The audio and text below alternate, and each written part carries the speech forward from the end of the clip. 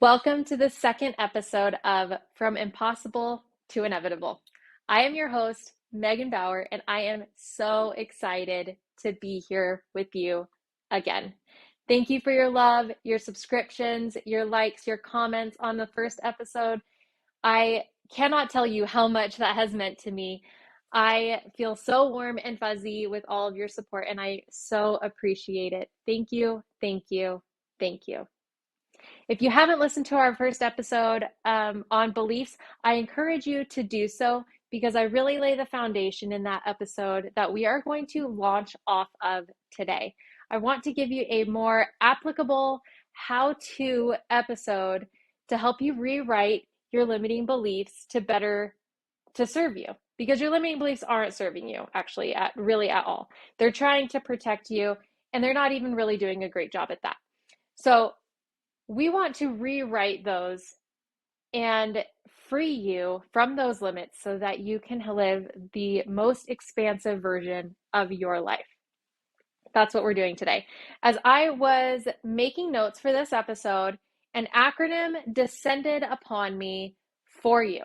It's a very simple acronym. It's 3 letters. I wanted to make this as simple and as accessible as possible because I want you to go away from this episode feeling like you have the power to change things in your life, because you do.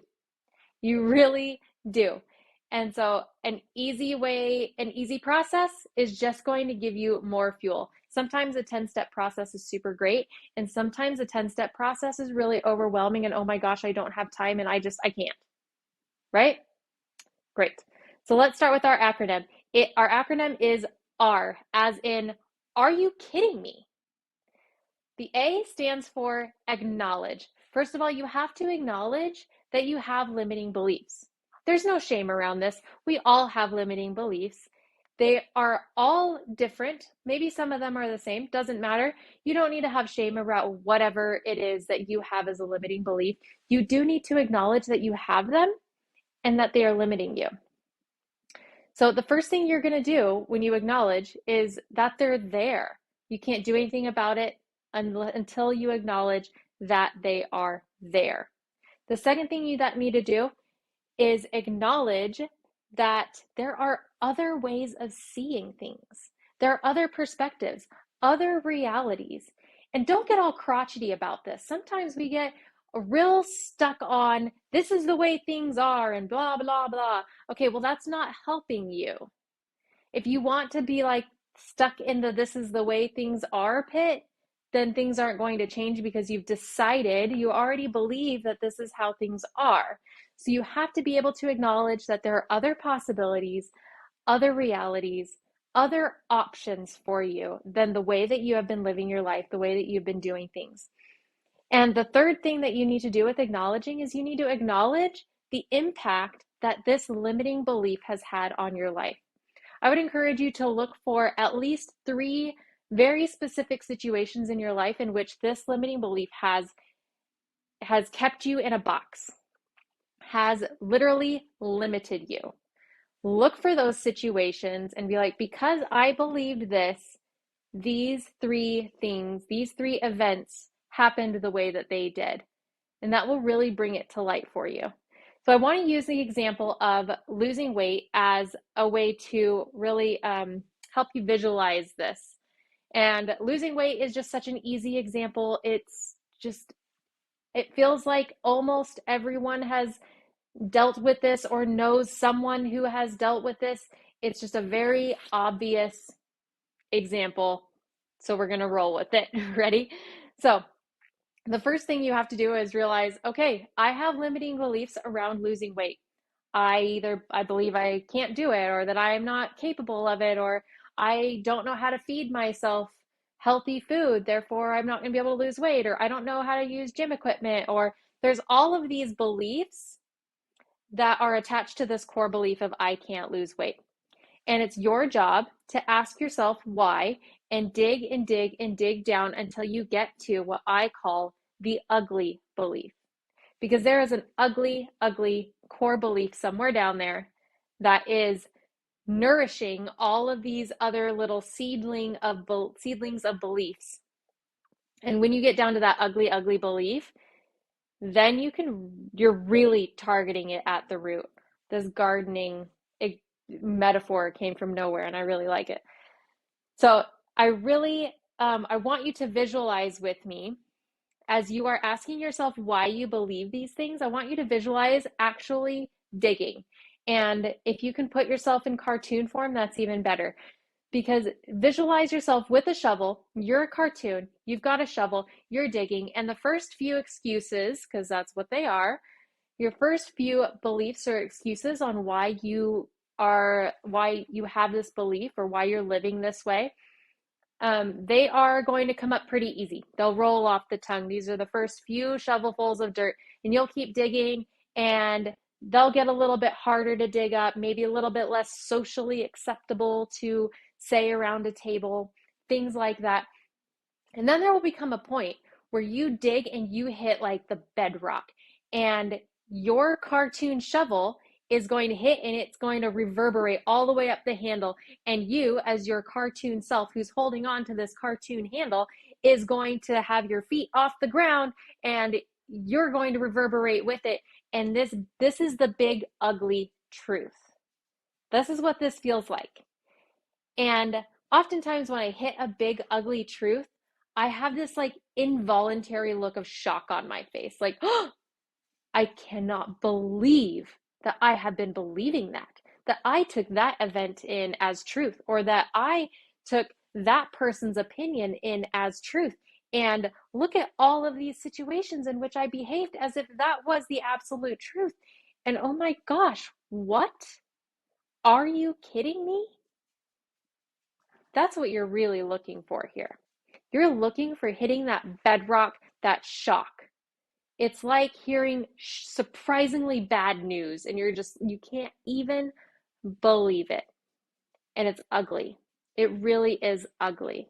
Like, I have heard of instances of people when they get down to their ugly truths on why they can't lose weight or things like that. It's because they don't feel like they should be seen, or they don't feel worthy of being loved. Therefore, they feel like if they're overweight, then they won't have the love, and it gets real, real ugly and real messy.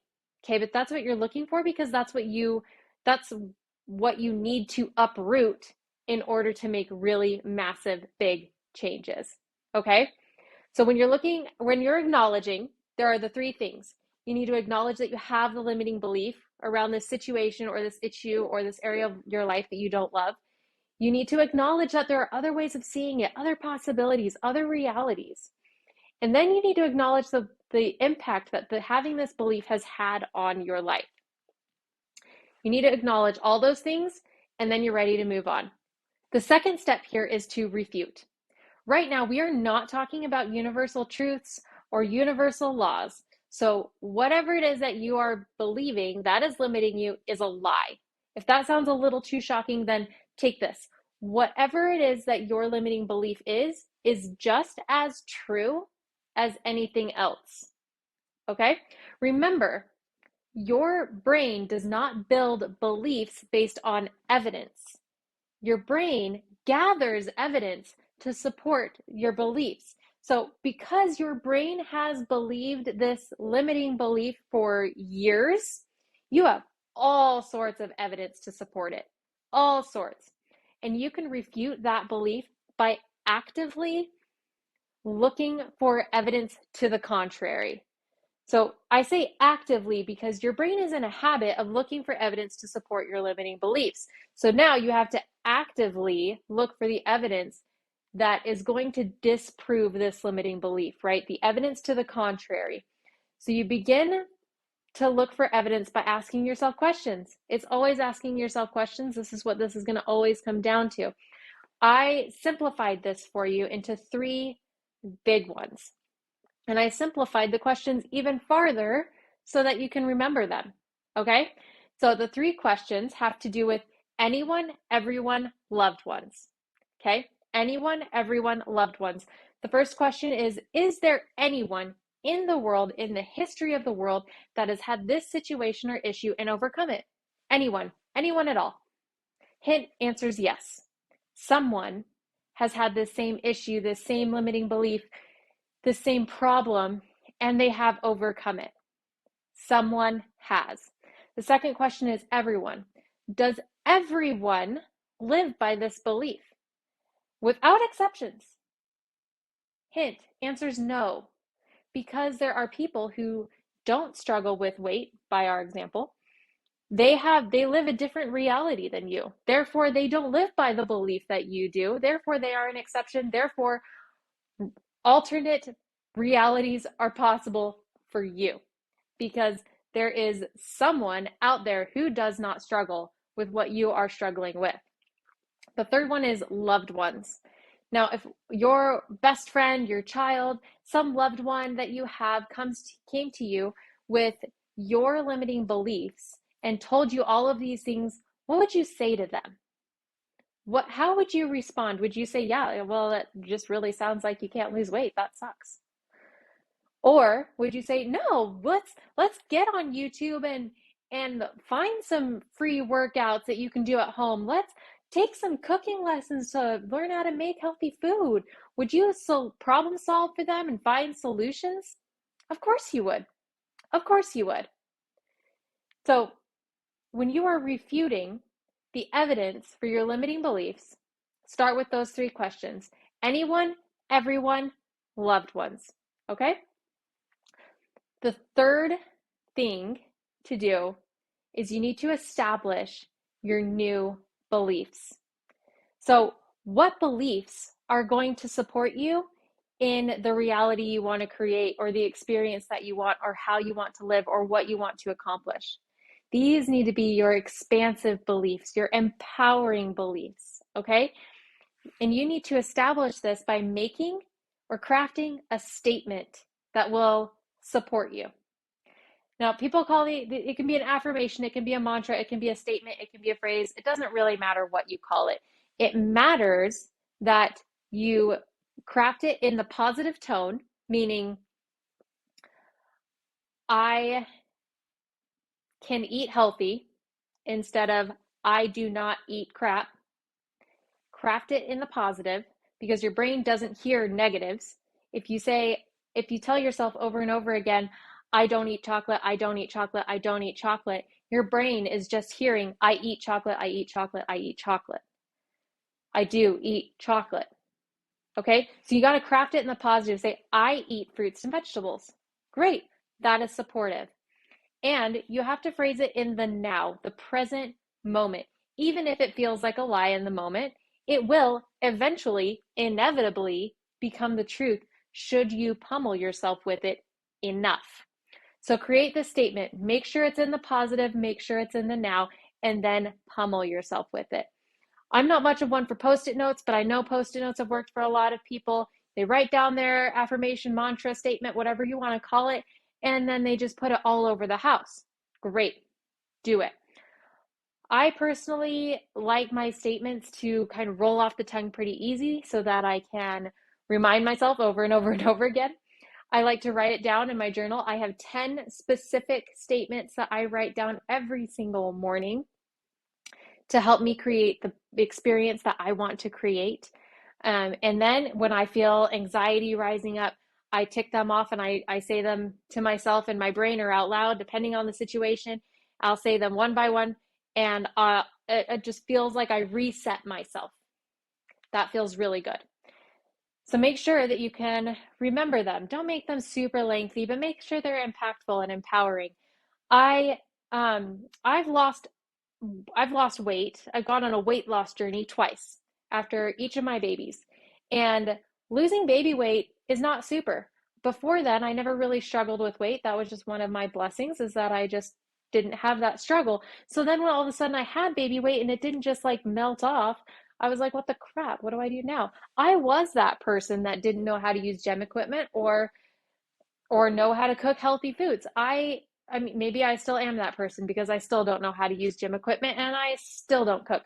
So I am that person. I am. And I figured it out both times. And I'm not saying it was easy, but I did create a mantra, affirmation, whatever you want to call it, that supported me each time. And It helps that it flows. It is, I am happy, healthy, and lean at 115. Now, I'm not a big person. I'm like 5'2". 115 is a great weight for me. And I'm happy, healthy, and lean at 115. It has a rhythm to it and a cadence. It's beautiful. Not all of my sayings have such a beautiful cadence, but when it is musical like that, it is more impactful. So feel free to get as creative or not as you write these statements and know that it will help. When I was not 115, I would say this to myself as I step on the scale, and I would step on that scale and I'd say, I'm happy, healthy, and lean at 115, and the scale would disagree. And I'd say, well, just you wait. And wait, it did. Wait, look at that pun. That was so unintended. It's really funny. Okay. Wait, it did. That became my reality given time. Okay. So create your statement. Don't believe in its untruth, believe in its inevitability. All right, and then once you have your statement and you are pummeling yourself with it, look for and record the evidence to support your new belief.